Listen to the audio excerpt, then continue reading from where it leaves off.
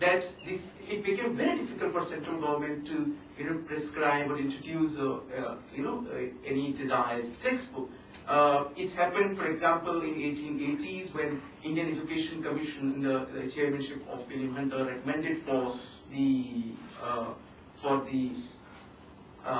introduction of a textbook on morals, for the school students. Similarly, it happened in 1890s when, on the instructions or guidance of the central government, William E. Warren prepared a textbook for school students titled as Citizens of India, and that gave rise to fierce debates, and the central government had to take a lot of initiatives to get this approved in different provincial committees. So there existed rooms, and you can read the paper, which is rather quickly drafted from some other sources, but here's now. What you find is when you look at the vernacular textbooks, there is already some work done by, say, Krishna Kumar and Naresh Prasad Gupta and others, who emphasized how in the late 19th century the colonial, the Hindi textbooks, had a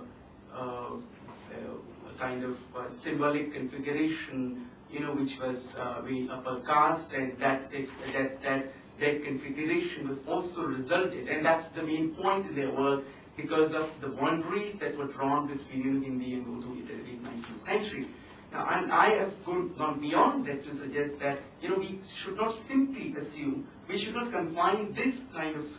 phenomenon merely to this linguistic development. We should rather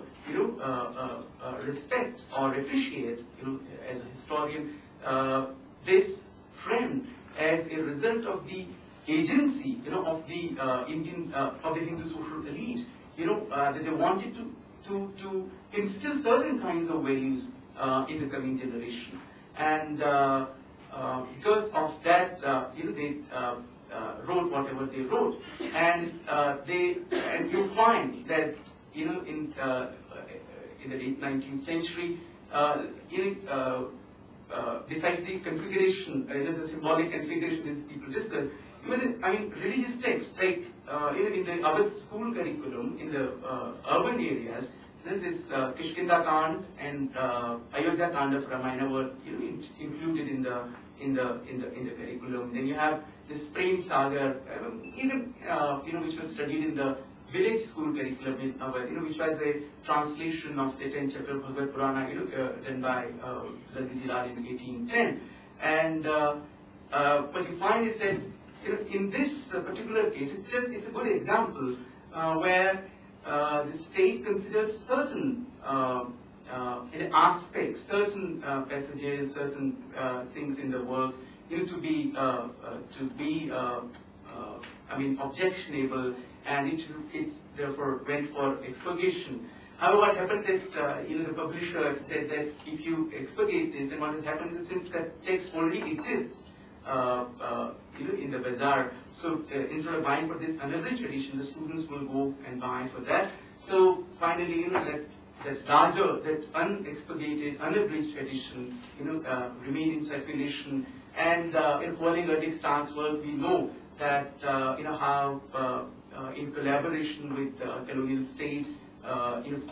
publishers like Naval Kishore in the northwest provinces, they carried out the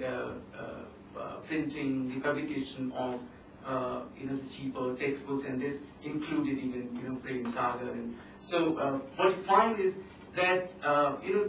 these Hindu elites are in a position to negotiate with the colonial state what they want to include in the curriculum. And there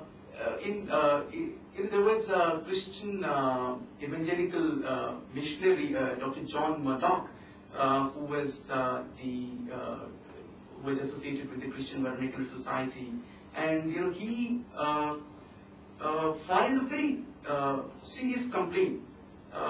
leading to an all India inquiry, all India revision of textbooks, where he said that what has happened, it was his allegation that all the that every effort has been made to expurgate the references or allusions to Christianity from all the reading books that are prescribed by the government, while no such attempt is made to expurgate the religious the allusions or the references to Hinduism and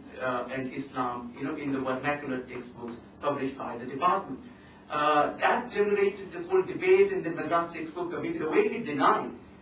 it took resort to the technical distinction between the kind of textbooks it prescribed and the textbooks that were prescribed either by the universities or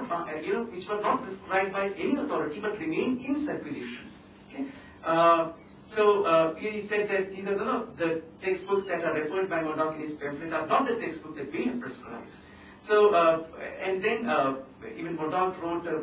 note of dissent where he said that this distinction